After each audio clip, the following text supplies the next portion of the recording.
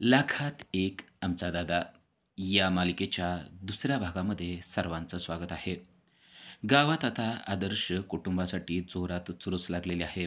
जगताप कुटुंबीय आणि निंबाळकर कुटुंबीय एकमेकांशी भिडत आहे. पण आता सामना खूपच रोमांचक होत आहे. इकडे सूर्याच्या घरी काही लोक शिरलेले आहेत आणि ते घराची तपासणी करत आहेत. त्यांना जी वस्तू पाहिजे आहे ते शोधण्याचा प्रयत्न करत आहेत. पण इकडं सूर्य आहे तो कॉम्पिटिशनमध्ये. त्याची स्पर्धा चक्क त्याच्या बहिणीबरोबर लागलेली आहे आणि तो बहिणीकडे पाहत म्हणतोय की मी तुला कसं हरू देईल. कारण एकमेकांच्या हातात हात घेऊन आता कोणाचा हात खाली पडेल तो जिंकला अशी ती शर्यत आहे. सूर्या अजिबात ताकद लावत नाहीये. ही गोष्ट तेजूला देखील समजली आहे. तेजू मनात म्हणते की दादा तू ताकद लाव, तूच जिंकला पाहिजे. पण सूर्या हात खाली पाडून घेतो आणि तेजूला जिंकवतो. हे सगळं आता शत्रूने बघितलेलं असतं. शत्रू म्हणतो बघा, निंबाळकरच जिंकले आणि आत्ता पण निंबाळकरच जिंकणार असं म्हणून तो आता तुळजाला हरवतो. तुळजाचा हात एका क्षणात त्याने खाली पाडलेला आहे. या गावात फक्त निंबाळकरच जिंकत असतात असा सल्ला देखील त्याने तेजूला दिलेला आहे. त्यानंतर अक्षय टंकसाळे सांगतात की आता यामध्ये देखील निंबाळकर कुटुंबीयच पुढे गेलेले आहेत. आता यामध्ये त्यांना चांगले गुण मिळालेले आहेत. आता आपल्याला पुढच्या फेरीकडे जायचं आहे. पुढची फेरी आहे ती मात्र कोड्याची आहे. गणिती कोडं. आता मी तुम्हा सर्वांना गणित कोडं घालणार आहे. जो अगोदर बेल वाजवेल आणि उत्तर देईल त्यालाच त्याचे गुण मिळणार आहेत. आता बघूया यामध्ये कोण जिंकतास म्हणून त्याने प्रश्न विचारायला सुरुवात केलेली आहे. जगताप कुटुंबीय आणि निंबाळकर कुटुंबीय एकमेकांच्या जवळ उभे आहेत. त्यांच्यापुढं बेल देखील आहे. अक्षय टंकसाळे यांनी एक प्रश्न देखील विचारलेला आहे. गाय, म्हैस आणि बकरी असे क्रमशः 3 लिटर, अर्धा लिटर आणि पाव लिटर दूध देतात. मिळून 20 लिटर दूध होतं. तर त्यामध्ये गायीची, म्हशींची आणि बकरींची संख्या किती असा प्रश्न त्याने विचारलेला आहे. या प्रश्नाचं उत्तर बरोबर देते ती म्हणजे राजू. राजू पटकन उत्तर देते आणि सांगते की 20. हे ऐकल्यावर सर्वांनाच मोठा धक्का बसतो कारण त्याने पटकन उत्तर दिलेलं असतं. पण आता डॅडी मात्र म्हणताय की तुम्हाला असं वाटतंय का आमचं गणित कच्चं आहे, तुम्ही आम्हाला प्रश्न विचारा, आम्ही देखील शांत बसणार नाहीये. आम्ही उगाच का मुनीमजी म्हणून काम केलेलं आहे. अक्षय टंकसाळे आता पुढचा प्रश्न विचारत आहेत. डॅडींचं लक्ष त्या प्रश्नाकडेच आहेत. पण आता यावेळेस डॅडींनी उत्तर बरोबर दिलेलं आहे. एकामागे एक असे प्रश्न विचारले जात आहेत आणि यामध्ये 2 गुण निंबाळकर कुटुंबियांना मिळाले आहेत, तर आता 2 गुण जगताप कुटुंबियांना मिळाले आहेत. आता विचारला गेलेला प्रश्न याचं उत्तर जर का जगताप कुटुंबियांनी बरोबर सांगितलं, तर निंबाळकर आणि जगताप यांची बरोबरी होणार आहे. आणि अक्षय टंकसाळे यांनी प्रश्न विचारलेला आहे.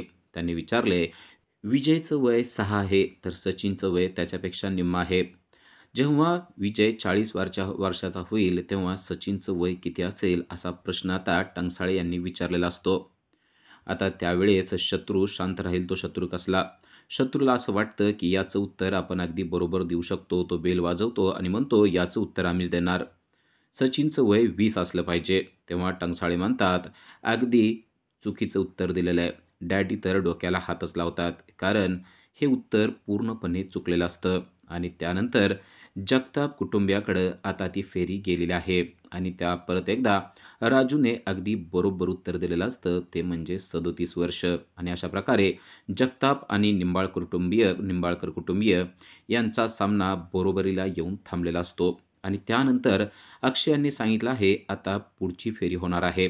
त्यामध्ये तुम्हाला 2 मिनिट बोलायला चान्स दिला जाईल. त्यासाठीचा विषय मात्र आम्ही देणार आहोत. तुम्ही त्या विषयावर जर काय व्यवस्थित बोलू शकला आणि लोकांनी जर का तुमचं कौतुक केलं, तरच त्याचे गुण तुम्हाला मिळणार आहेत. आणि लक्षात ठेवा ही अंतिम फेरी आहे. आता शत्रू चिडलेला असतो आणि त्याच्या बायकोला म्हणजेच तेजूला त्याने घेऊन आलेला असतो आणि तिला मारायचा प्रयत्न करत असतो आणि म्हणतो, तुम्ही शिक्षक आहात तरी देखील मुद्दाम तुम्ही उत्तर दिलं नाही ना. तुळजा हे सगळं पाहत असते. तिच्या लक्षात आलेलं असतं की शत्रू तेजूला घेऊन मुद्दाम आलेला आहे. तेव्हा ती त्याच्या जवळ जाते आणि म्हणते, काय झालं? काय बोलताय? शत्रू म्हणतो, तू कशाला आली आहेस? आमचं काहीतरी पर्सनल आहे. आम्ही नवरा बायको आहोत ना, आम्ही काय बोलू शकत नाही का? पण तुळजाच्या बरोबर लक्षात आलेलं असतं की शत्रू तिच्यावर काहीतरी दबाव आणतोय. पण तुळजा आलेली पाहून शत्रू तेजूला जायला सांगतो आणि तो देखील निघून जातो. पण आता डॅडी छत्रीला म्हणतात की आपलं काम झालंय का नाही ते बघ. छत्री फोन लावतो आणि म्हणतो बहुतेक झालेलं नाहीये. तेव्हा डॅडी म्हणतात असं असेल तर तुम्ही स्वतःच तिकडे जा आणि ते काम पूर्णपणे पार पाडा. आता डॅडी स्वतः अक्षयकडे आलेले असतात आणि ते म्हणतात, की "आम्ही कोण आहे माहीत आहे का?" तेव्हा अक्षय म्हणतात, "अहो, मग तुम्हाला ओळखत नाही असं कोण आहे का? तुमची कीर्ती सगळीकडे आहे. या गावाच्या विकासामध्ये तुमचा मोलाचा हातभार आहे." असं अक्षयने त्यांची ओळख करून दिल्यावर डॅडी पण एकदम खुश झालेले असतात. इकडे आता ठरायचं असतं, की नक्की कोण बोलणार आहे. तेव्हा सूर्या तुळजाला म्हणतो, की "तुळजा तू छान बोलू शकतेस, त्यामुळं तूच बोल." तेव्हा तुळजा म्हणते, "अजिबात नाही. विज्ञान प्रदर्शनाच्या वेळेस आम्ही पाहिलं आहे, की तू किती चांगलं बोलू शकतो आणि मुद्दा व्यवस्थित पटवून देऊ शकतो. त्यामुळे सूर्या तूच बोलायचं असा हट्ट तिने धरलाय." तर आता डॅडींनी इकडं अक्षय टंकसाळे यांना सांगितलं आहे, की "आम्हाला वाटतं आम्ही सांगतो तो विषय यामध्ये असावा." तेव्हा अक्षय म्हणतो, "कोणता विषय तुम्हाला वाटतोय?" तेव्हा डॅडींनी मुद्दाम आई हा विषय सुचवलेला आहे आणि त्यावेळेस अक्षय देखील म्हणतो, की "तुम्ही म्हणत असाल तर हा विषय मी त्यामध्ये ॲड करतो." डॅडींनी डॅडीचं काम करून टाकलेलं आहे. इकडे सूर्याच्या घरामध्ये मात्र सगळी उथलापुथल झालेली आहे. त्यांच्या घरातल्या सगळ्या वस्तू इकडं-तिकडं फेकून देण्यात आलेल्या आहेत. कारण या गुंडांना जे काही पाहिजे आहे ते काही मिळत नाहीये आणि तेवढ्यात छत्री देखील तेथे आलेला आहे. छत्री त्यांना विचारतो काय पाहिजे ते सापडलं का नाही, पण त्यांना काही सापडलेलं नसतं. तेव्हा छत्री देखील स्वतः आता त्या कामामध्ये गुंतला आहे. अगदी देवघरातील, देव्हाऱ्यातील फुलं देखील त्याने टाकून दिली आहेत आणि तो शोधाशोध करत आहे. सगळ्या वस्तूसुद्धा त्यांनी इकडं-तिकडं फेकून दिलेल्या आहेत. अक्षय टंकसाळे यांनी आता पुढचा राउंड सुरू केलेला आहे. त्याने सांगितलंय, की "आता आम्ही तुम्हाला विषय देणार आहोत आणि त्यानंतर तुम्ही त्यावर बोलायचं आहे." डॅडींनी शत्रूला सांगितलंय, "जाऊन ज्यावर टिपका केलेला आहे तीच चिठ्ठी उचलायची."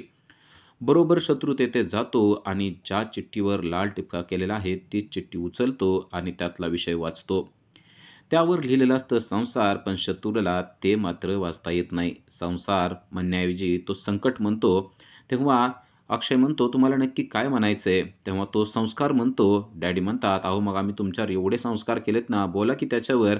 तेव्हा अक्षय म्हणतो, की ते संसार म्हणत आहेत. त्यानंतर आता सूर्या गेलेला आहे आणि सूर्याने देखील चिठ्ठी उचललेली आहे. चिठ्ठी पाहिल्यानंतर सूर्याच्या पायाखालची जमीन सरकली आहे.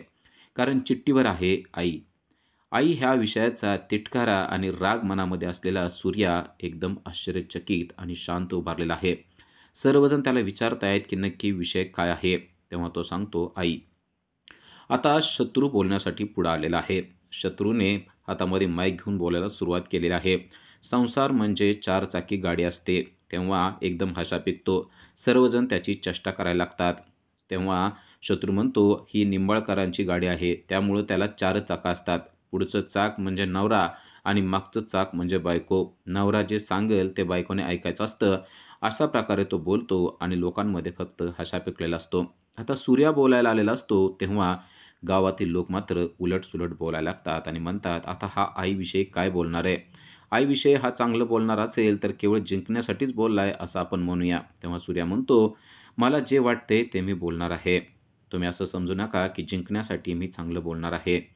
आणि सूर्याने हातात माईक घेऊन बोलायला सुरुवात केलेली आहे. आई म्हणजे काय असतं? आई म्हणजे आई असते, दुधावरची साई असते, लंगड्याचा पाय असते, अशा प्रकारे त्याने बोलायला सुरुवात केलेली आहे. आई म्हणजे लेकरांना सावली देणारी आई असते. आई म्हणजे कोणीच तिची जागा घेऊ शकत नाही, ती म्हणजे आई असते. पण सूर्या जेव्हा असं बोलत असतो, तेव्हा त्याच्या डोळ्यातून पाणी येत असतं. तेव्हा त्याच्या बहिणी मात्र त्याच्या जवळ येतात. धनू त्याच्यासमोर येते आणि म्हणते, "दादा, तूच माझी आई आहेस. मला इंग्रजीला कमी मार्क पडले होते, तेव्हा तूच नाही का मला समजावून सांगितलं." राजू येते आणि म्हणते, "आजारी पडल्यावर तूच आमची आईसारखी काळजी घेतो." तर भागू म्हणते, "मी नशीबवान आहे. जेव्हा मी डोळे उघडले, तेव्हा मला तर तूच दिसला. मला आई नाही दिसली. मी नशीबवान आहे." तेजू देखील म्हणते, की "तूच आमच्या डोक्यावरून आईप्रमाणे हात फिरवतो. त्यामुळं तूच आमची आई आहे." तेव्हा सूर्याने सर्वांना आपल्या जवळ घेतलेलं आहे. सूर्याला समजलंय, की आपण काय बोलायचंय ते आपल्या बहिणींना समजलं आहे. भले गावातल्या लोकांना समजो अथवा न समजो.